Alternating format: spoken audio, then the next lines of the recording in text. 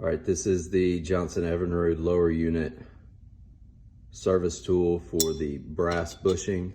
Once you got the lower unit taken apart down to this level, this is the brass bushing that you're trying to remove. You can get to the bushing from the bottom side, so you have to have all of this removed. But if you look down in here, you can see that hole. This service tool is tapered on the end to fit right down in that hole.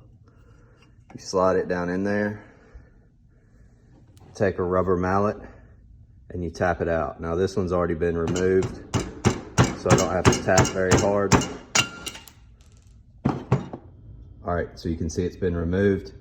What you're gonna get out is the brass bushing and the O-ring underneath it. This brass bushing is not replaceable, completely reusable. The new O-ring will come in your rebuild kit.